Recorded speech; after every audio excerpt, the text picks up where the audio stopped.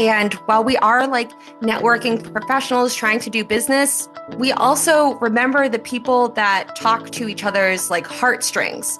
So I do genuinely want to authentically learn more about the people around me. And I think that I can only do that by showing my authentic self as well.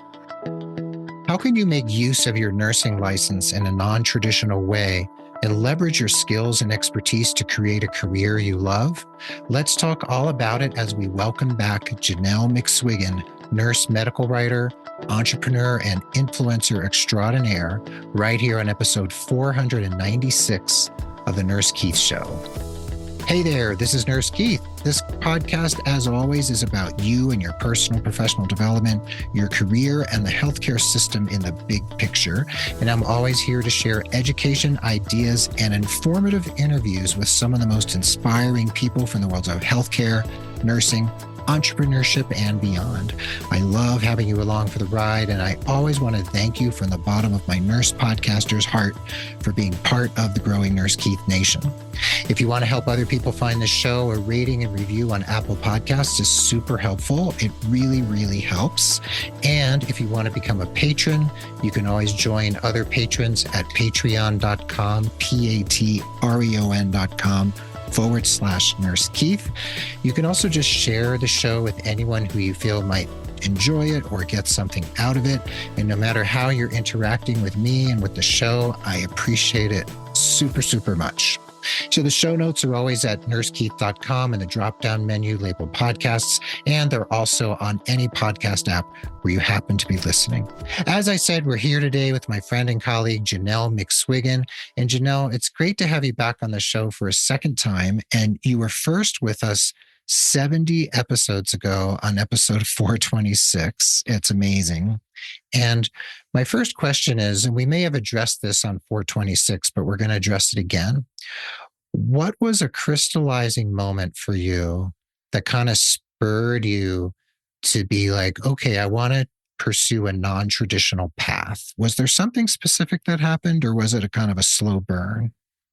Yes, thank you so much for having me. There are a couple of different moments. A big moment was I saw a need in my facility. My boss was so burnt out, so chronically burnt out. We shared an office together. So we built a proposal for me to have some sort of a like semi-promotion. I would take some of her responsibilities and I would get like a very moderate pay increase, but it was mainly just to get a title change. I just was bored with my title and wanted a different title at the time. So it wasn't too much of a leap.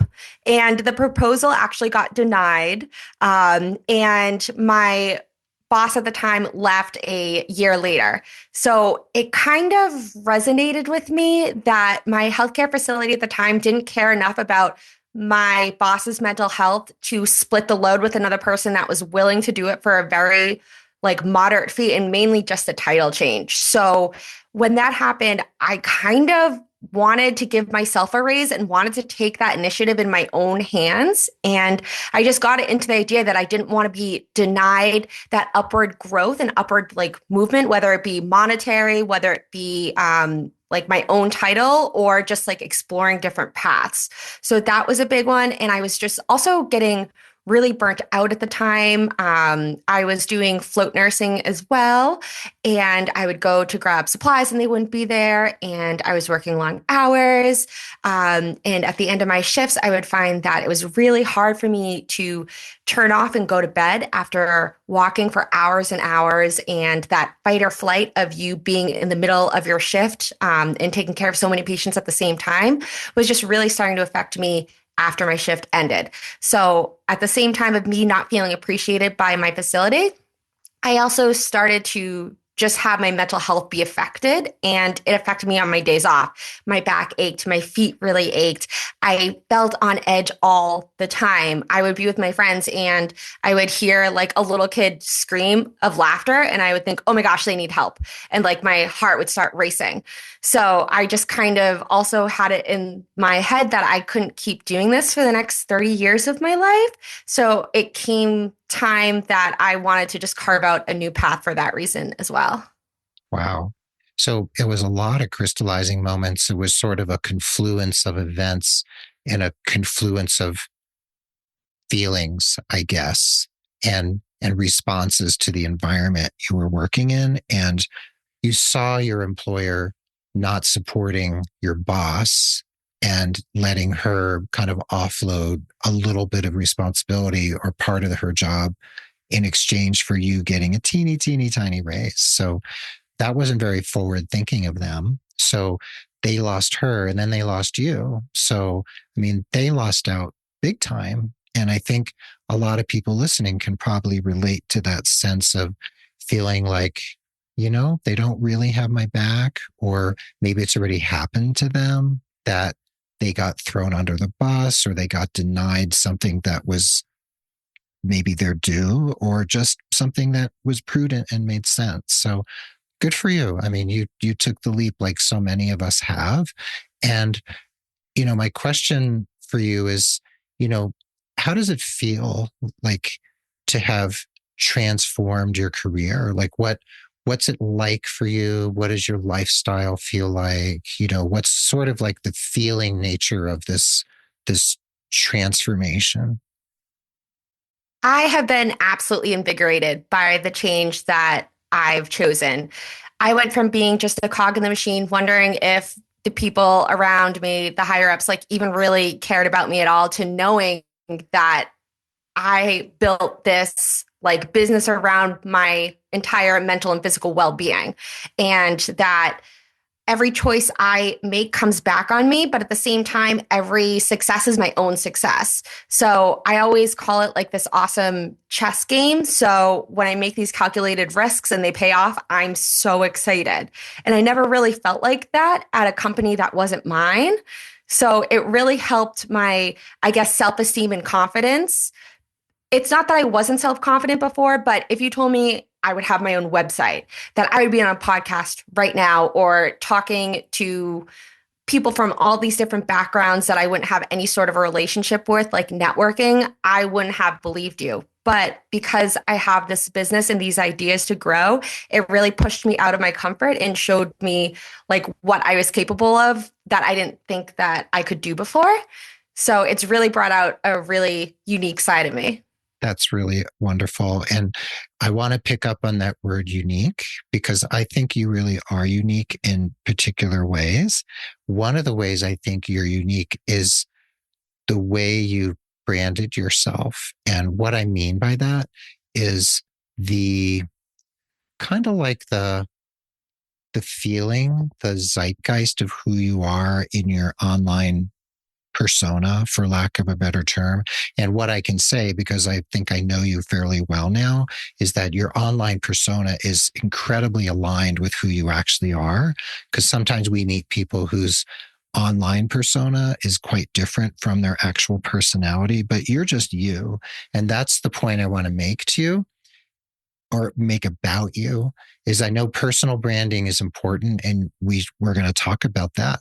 And what I want to point out is that like you're very open on LinkedIn. Like you put some wedding pictures up. You and I both, we've each gotten married in the last 6 months or so, right?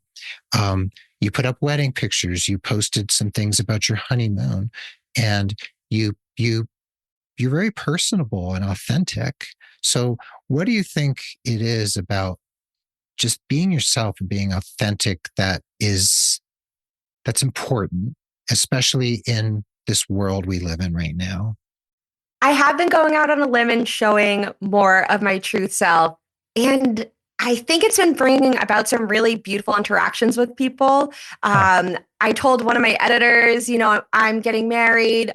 So I'm just going to reduce my caseload for like this amount, X amount of weeks. And, previously I might have said, I'm just not taking this caseload. And I figured out that he was also getting married in a couple of weeks. Oh, So wow. then we were chatting about that and giving each other advice and everything. And this was a person that I had been professionally working with for about a year, but we hadn't ever really gotten to know each other. We were just sending like assignments back and forth.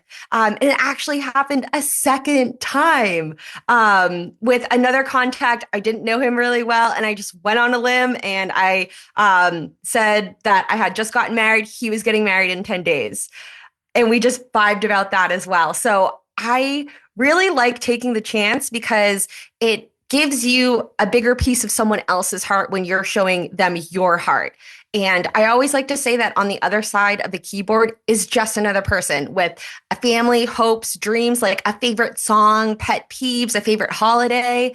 And while we are like networking professionals trying to do business, we also remember the people that talk to each other's like heartstrings. So I do genuinely want to authentically learn more about the people around me. And I think that I can only do that by showing my authentic self as well. That is so amazing. And that's what I love about you. And I've even pointed some of my clients to you, like to look at your LinkedIn. I always say, look at what Janelle does. Look at how she puts herself out in the world. And, you don't have to emulate everything she does, but get a sense of like what it means to be so personable and so warm and so authentic and real. And I really love that about you. And, you and I have talked offline about our honeymoons that we each have gone on not very long ago. And we talked about our weddings, and you're so just open to people knowing actually who you are. So, what would you say to someone, say a nurse who's listening, who maybe they want to become a writer or something, a coach? It doesn't really matter what they want to do.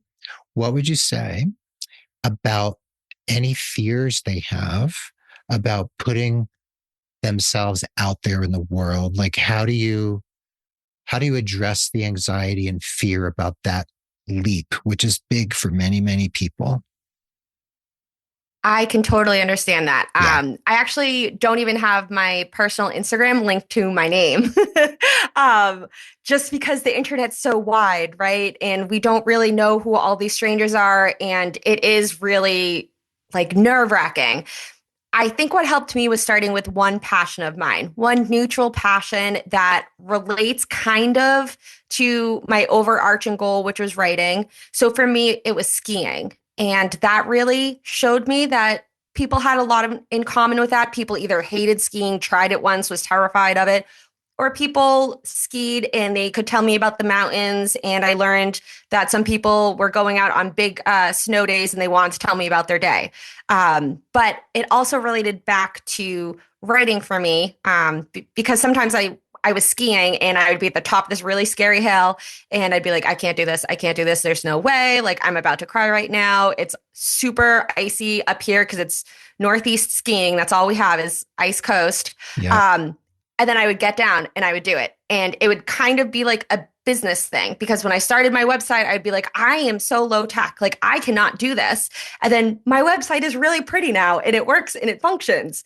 So, relating it to your audience and relating it to either writing or business or nursing and kind of starting with one topic is what helped me and showed me the importance of like personal interactions and how if you put yourself out there, they'll come to you as well, is what really broke that barrier down. Wow. I remember you posting about skiing on LinkedIn. I remember that. That wasn't that long ago, year or two, something like that. I remember some posts about skiing, and I thought that was really cool. And then you went on to post about all sorts of things, like I said, your wedding, honeymoon, etc. So for people who are afraid, so you start with something that you care about, and that thing doesn't have to be specifically related to your business then, right? It can just be something that is important to you so that people can see who you are. Yeah, yeah. It doesn't have to be related to business. I related it to business because LinkedIn is like a business platform. But Mhm. today, I posted about my bird. And I did relate it back to business because I was like, oh, this is my coworker, post your coworkers. And I met everyone's adorable coworkers today. And that was super fun too. I think I got like 12 pictures of people's like dogs and cats. So it doesn't have to be related to business, but if you can put a business twinge on it, Mhm. LinkedIn is a business platform and it does tend to do well with that. But I mean, business is super loosey goosey. I think I posted another one that was like, Saturdays are for aerial arts because I do aerial arts now. How do you like to relax or how do you like to spend your off time when you're Mhm. not working? So it can be very loose associated. Well, I mean, think about So when you say aerial arts, it's like circus arts, right? Which I know is Yeah. really popular. We have a circus place here where people go to learn those things. And think about the metaphors. You can use that in your writing. I mean, so many ways, right? Yeah, yeah, and that's how it started with skiing. Mhm. And I was getting really positive reactions to that by non-skiers too. Like, you're right, I can do this. Thank you for the encouragement. So if you can figure out a way to relate it to like a metaphor, like you said, then even people that don't have that specific hobby can find a way to vibe with what you're posting to. Hmm. And for that same nurse out there who I just mentioned, who has this little bit of fear around putting themselves out in the world, like as a quote unquote, like a brand, like a personality or persona, what about fears around, you know, committing yourself to having your ideas go out in the world? Because when you write and your stuff goes out on the internet, it's out there forever. Even if you delete it, it's out there somewhere probably. So, how did you deal with that? And what do you think about that whole notion of becoming a writer and your words and your thoughts and beliefs? You're kind of like, you're concretizing it in a way and like telling people like this is kind of where I stand. So how do you deal with that part of it? Absolutely. And there are some things that I believe so strongly on that Mm-hmm, have gotten some pushback.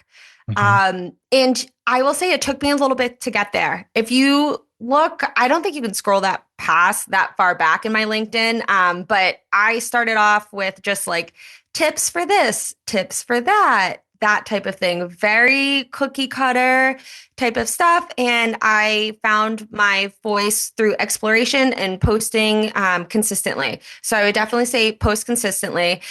And I do understand what you're saying with the permanency of the internet. I've made sure that everything I put out there is something that's like so true to my heart. Nurse advocacy is so important to me.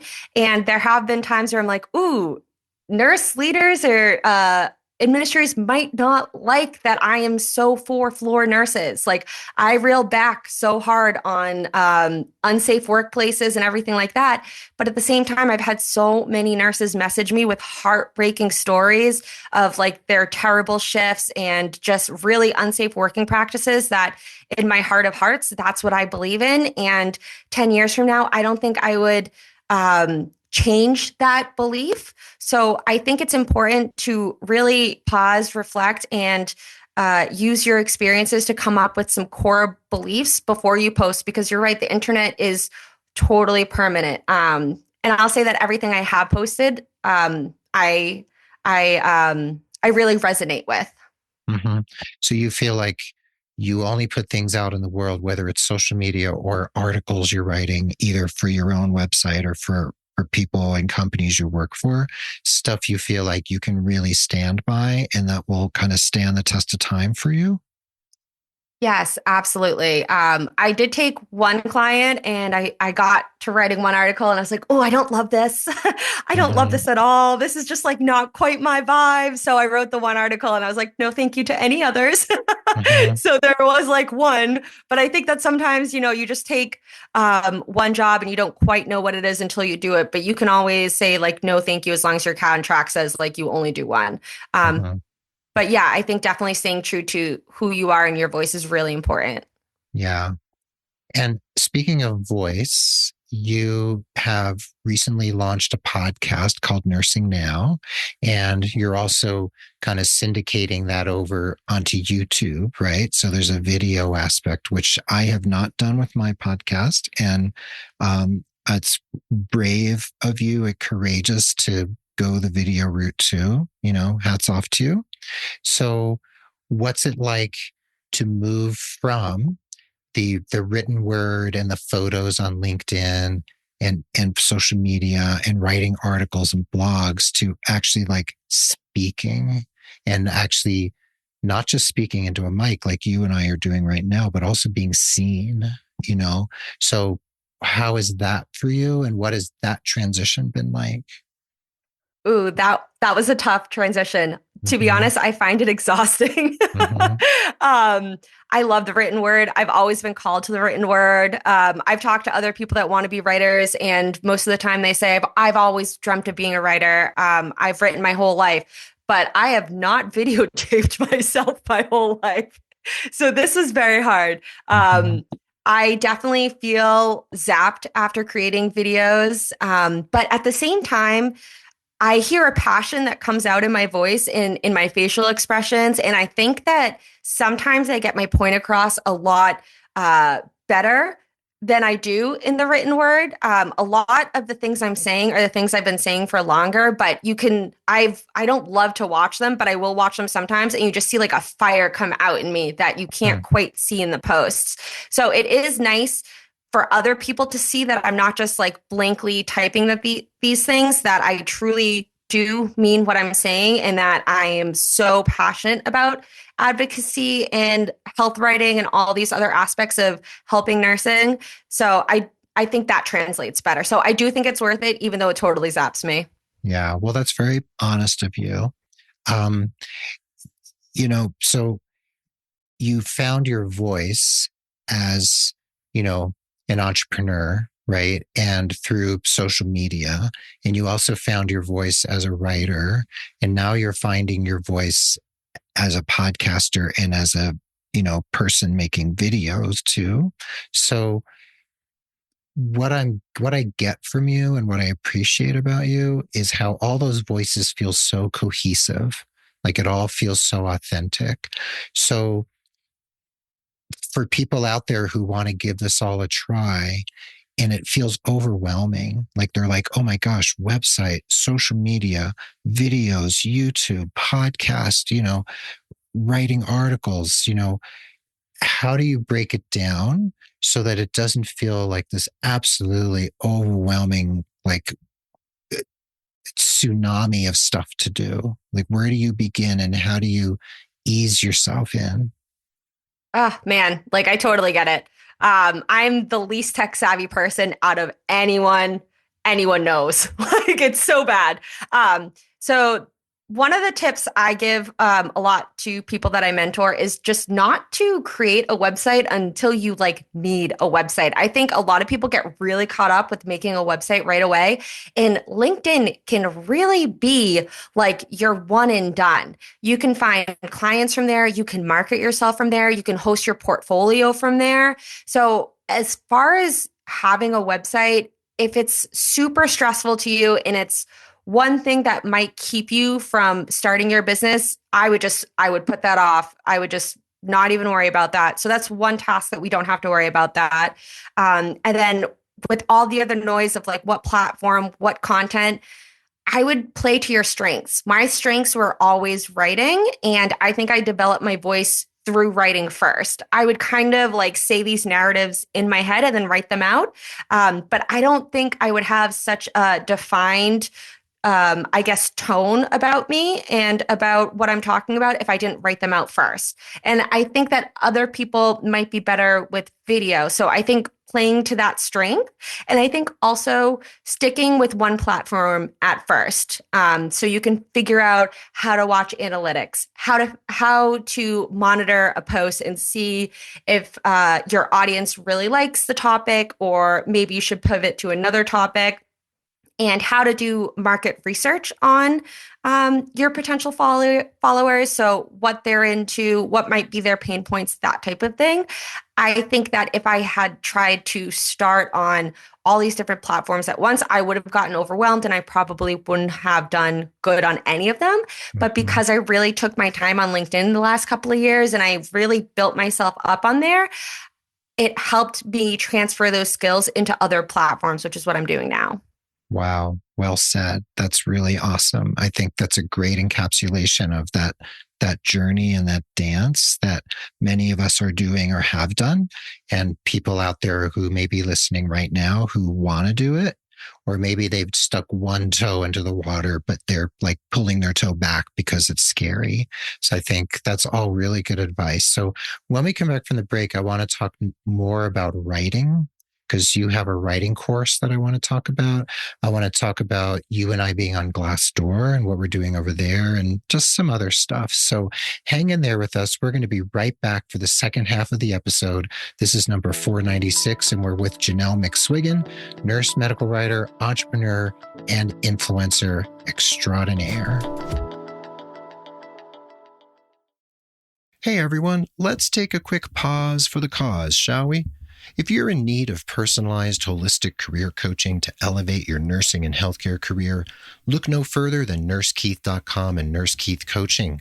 I can help you with your job search and interview strategies, resume and cover letter optimization, LinkedIn maximization, and envisioning the future of your career. I can also support you in launching your own business, learning how to write and blog as a side hustle, or launch your own podcast. And please note that you can receive 10% off your first coaching package if you mention the show.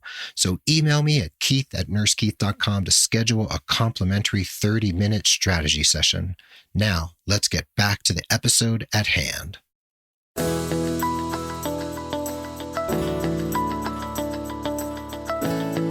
And welcome back to the second half of the episode. We're here again with friend of the pod and my friend and colleague, Janelle McSwiggin.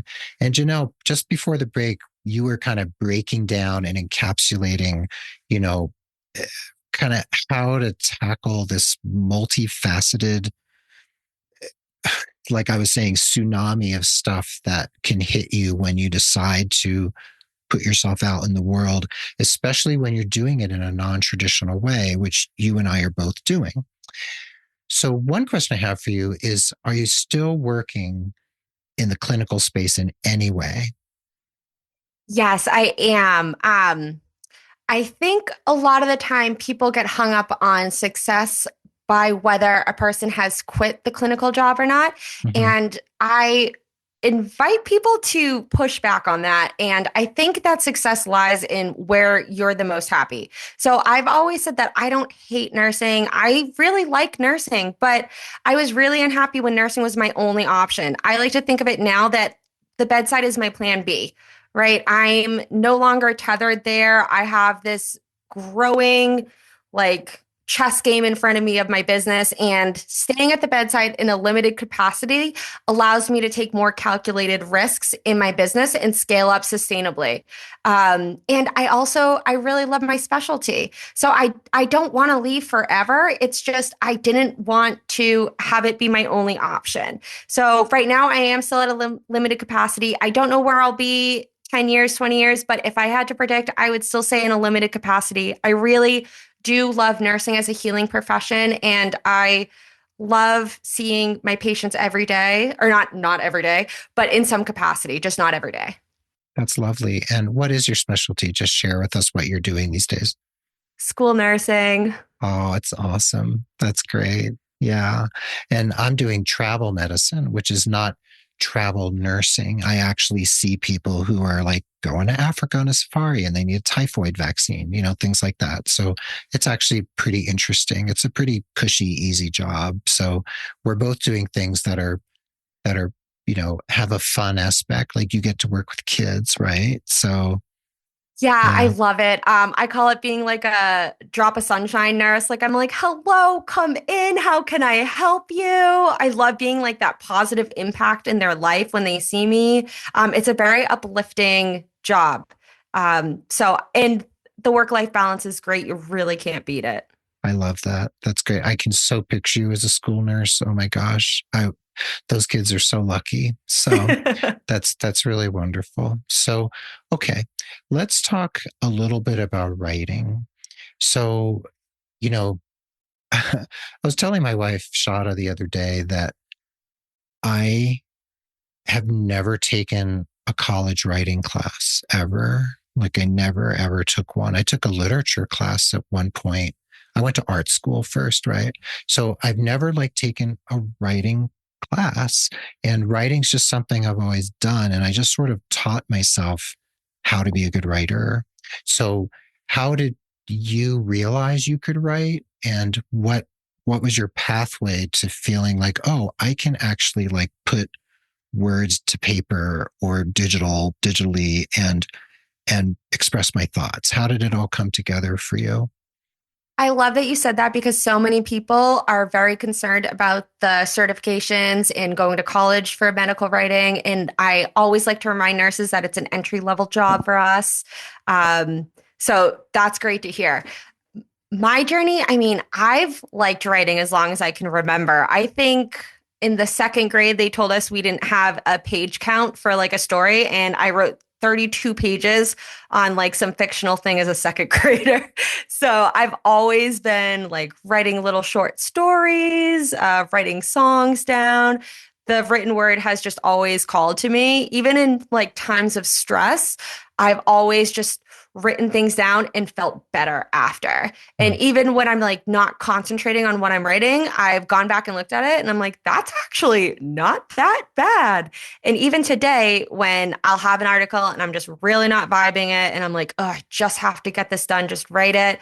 I'll look back and I'm like, that's actually pretty good. I don't have a ton to edit here. So I feel like it's always just been really second nature. And if you talk to my mom, she actually wanted me to go and become a writer in some capacity. So she's like, oh, yeah, like I told you. And everyone around me, like all of my friends are saying like the same thing. Like they're like, this was your obvious career path. It just makes sense. So yeah, it just made sense. I got started writing. My first job was a reptile writing job. So I wrote blogs about lizards Hmm. and snakes. All right. Yeah, and I used that. I leveraged that to write about health blogs, and then I leveraged that to write about more technical documents. Wow.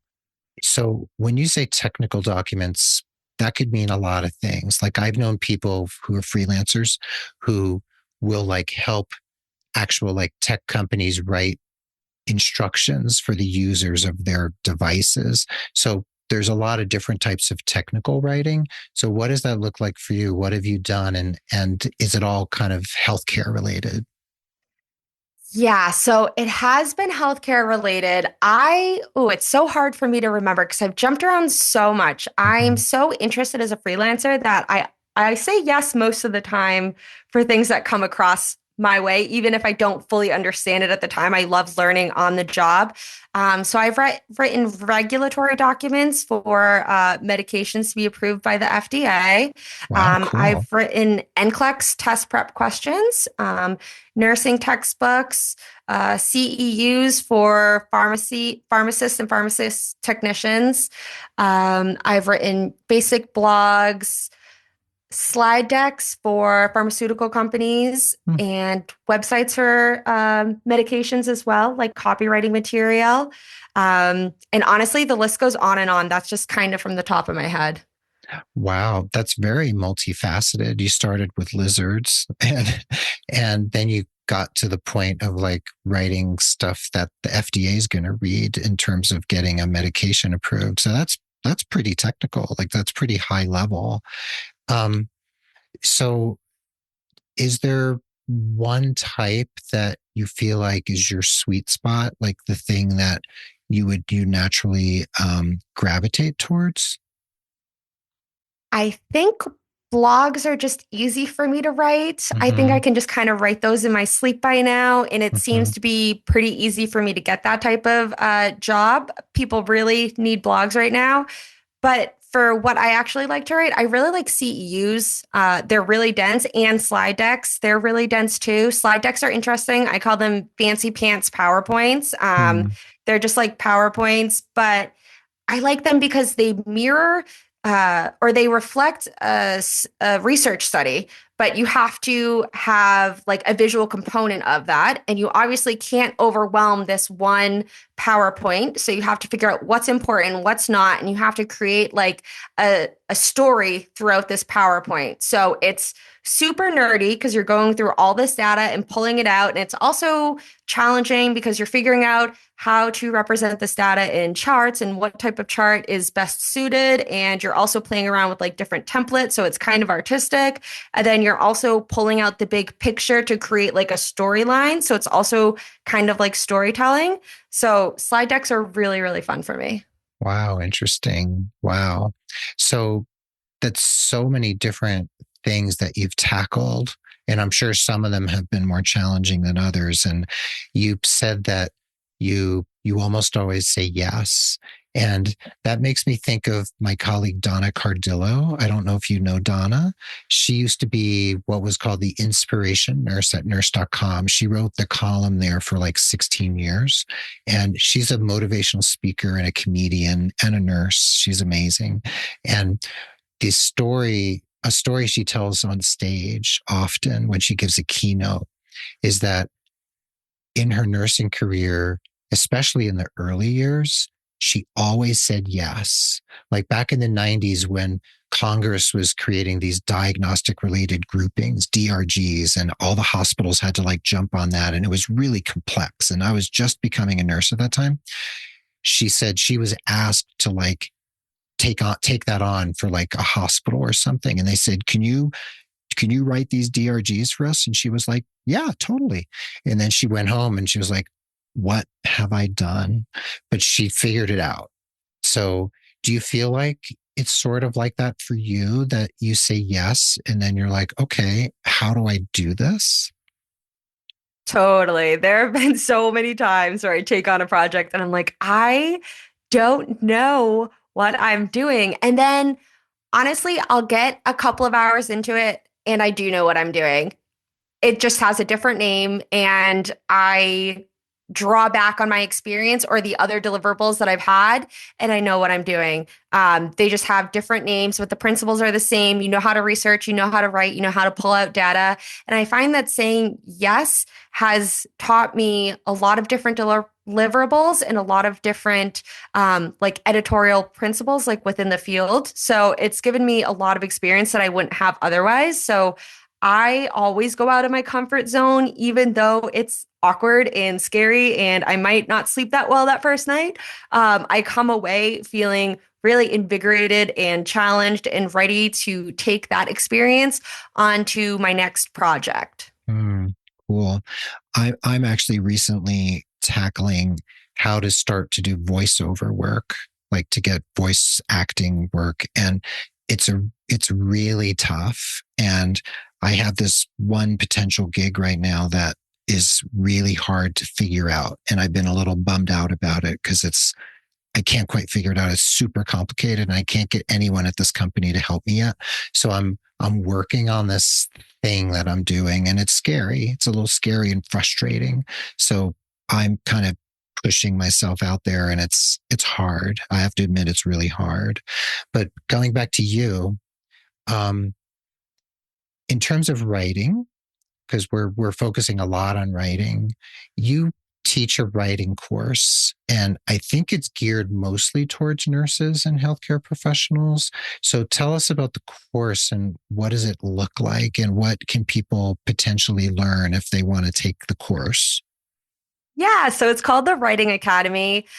I basically created it because I was so excited that I learned about this venture that I wanted to tell other people about it. I felt like there wasn't a lot of resources out there, and I also kind of stumbled in the dark a lot. So when I was learning, I actually had like a Google Doc open of all the times that I was like confused or didn't know what I was doing, or all the super embarrassing questions I asked. Like, I think someone asked me for a reactive slide deck and I Googled it and I thought it was PowerPoint with a bunch of like animations. So I asked Mm-hmm. her, like, oh, you want a PowerPoint with like all these crazy animations and like citing text? And she was like, no, no, no, that's definitely not what I want. So I was like, okay, I will teach that in the course so people don't make a crazy PowerPoint like that. Mm-hmm. So I was really passionate about teaching people that wanted to write so that they could do it confidently, because I know that most people wouldn't just be okay with blindly fumbling around in the dark like I would, and that there might be people that were still at the bedside and that they might not confidently leave unless someone was there to kind of light their path. So I created the Writing Academy. So it teaches best editorial practices. In the industry, it teaches like writing, grammar, business practices, how to set up your space. And then it also comes with three smaller workshops. One's on LinkedIn and personal branding. So we go over LinkedIn optimization, what personal branding means, how you can set up your own personal brand. The next one is called What's Your Niche workshop. We go over all the different types of writing, ballpark what you could earn for each. And it's also goes into how it could fit for your own mind. So, are you a creative person that likes talking to other people? Maybe you might like copywriting, that type Hmm. of thing. So they can like reflect back on themselves and make the educated decision. And then the last one is goal setting because I am a huge goal setter. I have 3-year, 5-year, 10-year goals for my like personal life and my business life. And I definitely feel like I wouldn't have been able to make the progress in my business if I didn't have those goals to reflect back on. There have been times where I've been stuck making a decision like what should I do? What should I do? And I reflect back on my goals and I'm like, okay, well, this decision would be more aligned with this goal. So that's the decision I'm going to make. So it also comes with that workshop as well. So yeah, I'm super passionate about it. Yeah, I can tell. Um, you can hear it in your voice, and I see it in your face as we're talking here. I wanted to ask you, in terms of the course, is it synchronous learning where they're online with you talking to you, or is it asynchronous where they're taking modules without you being present with them in that moment? So it's asynchronous. I know that nurses are from all different walks of life, so we have all different types of schedules. And I've also worked with nurses in different time zones, so I know Mm, how valuable your time is, and we're all working with little pockets. So it's asynchronous, but I always tell the people in my course that I am with you. I'm available if you have any questions. I don't want you guys to be struggling alone. So reach out. I'm available for that type of thing. So you do it on your own, but if you hit a roadblock, please reach out. I can help. that's great. And your website is willowbarkwriting.com, and the writing course is willowbarkwriting.com/writing course. So people can look it up. The link will be in the show notes too, so people can find it. And in terms of the podcast, are you talking mostly about writing and entrepreneurship on the podcast? And that sort of, is that the gist of it? I know it's new. There's, half a dozen or a dozen episodes out right now. So what's the general zeitgeist of the show? So it's a blend. It's called Nursing Now by Nurses for Nurses. So it is about non-traditional nursing roles, if that's what a nurse decides to follow. So I will have different nurse entrepreneurs on there, and we do talk about nurse writing, but it's also about nurse advocacy for safe healthcare, safe workplace conditions. And I also go over current health events that could affect your next shift so you're not confused the next time you come into work. So it's a blend of a couple of different things. I'm really excited. I have some fun guests coming on, and I think it's gonna be a really fun podcast.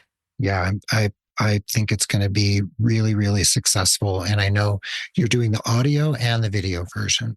So people can find it on YouTube. They can also find it on Apple and all that.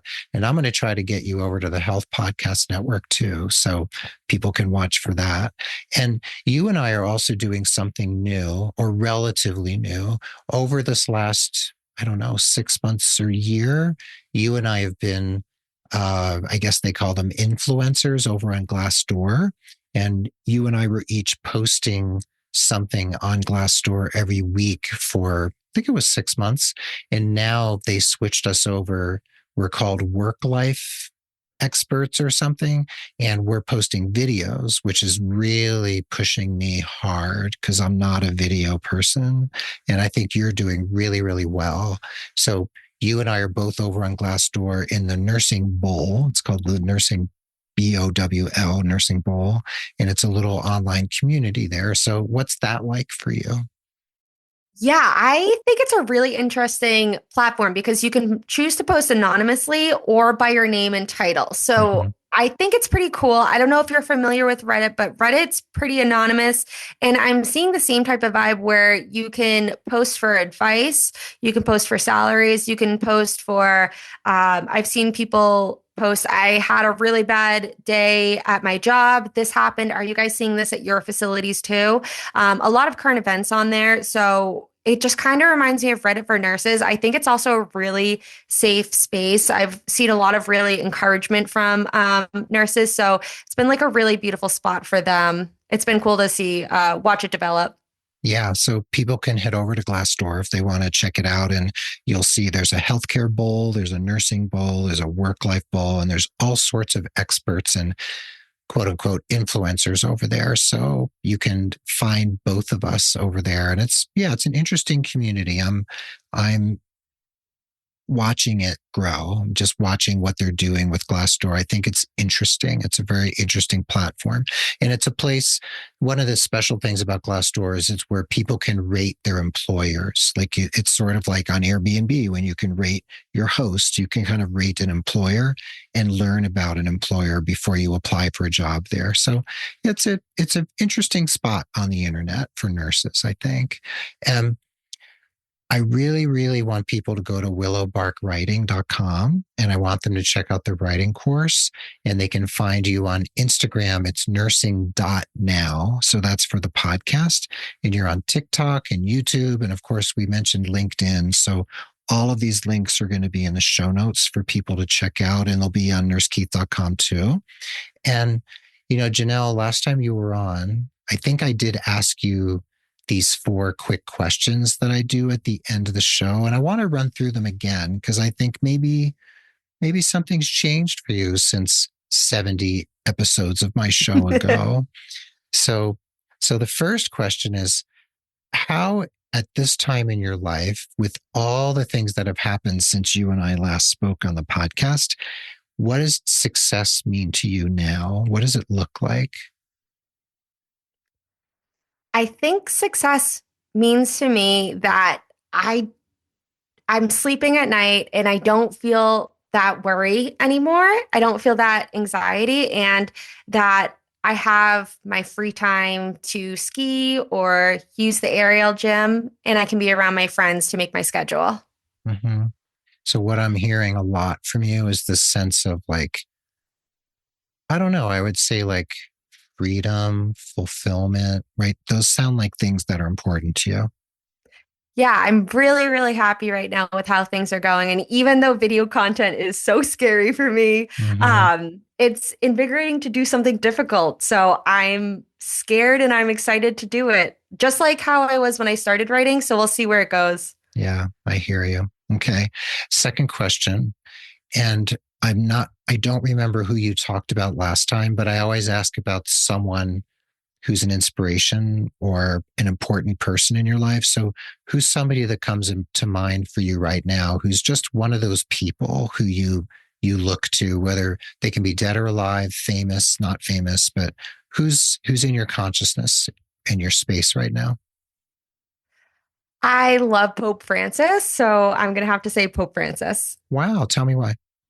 I've heard him talk about such a range of topics. He has said that pets will have the chance to go to heaven. He's been the only pope to talk about climate change. He's really progressive on a lot of things. And I was actually lucky enough to see him at the Vatican, and we got really close to him. So he has been my total idol with how he handles things. He's so graceful, and everyone that knows me actually knows that I love Pope Francis. So yeah, he's my guy. I love that. That's really great. You're the first guest to mention a pope, so I think that's super cool. Okay. Third question.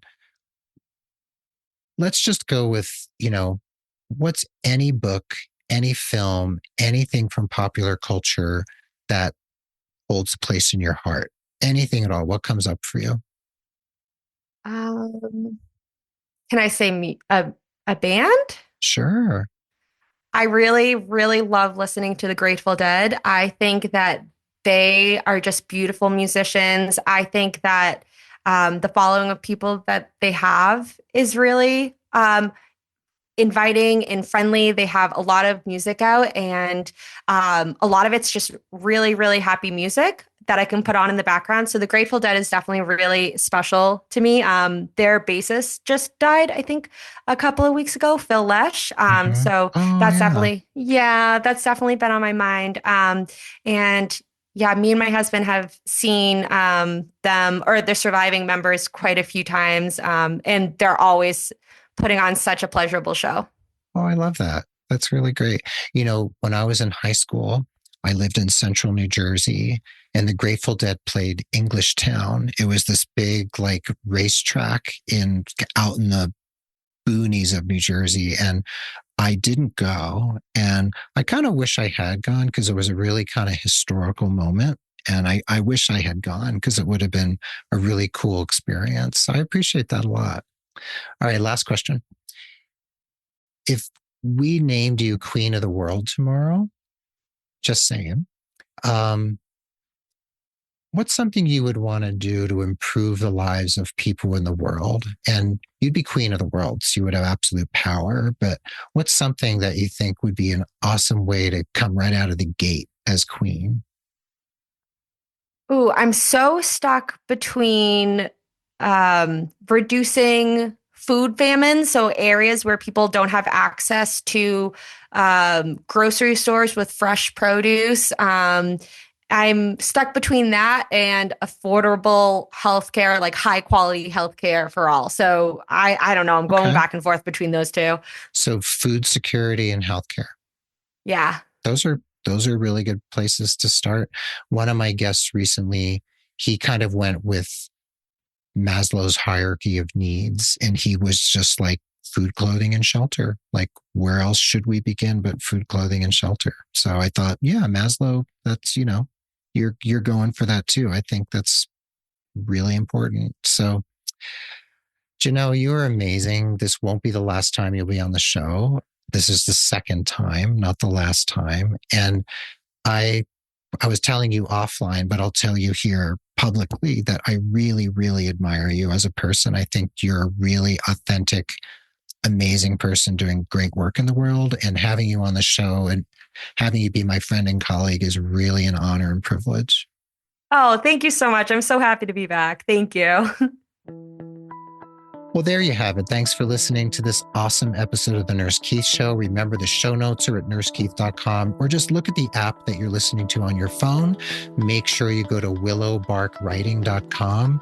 Make sure you check out the writing course.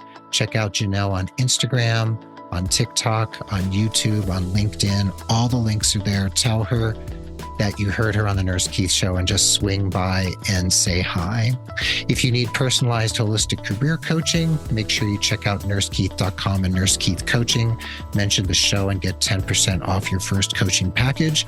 We are proud members of the Health Podcast Network, and we are adroitly produced by Rob Johnston of 520R Podcasting. Before we say goodbye, I'll leave you with one of my very favorite quotes ever by the musician Robert Fripp. May my living honor my parents. May my living repay the debt of my existence.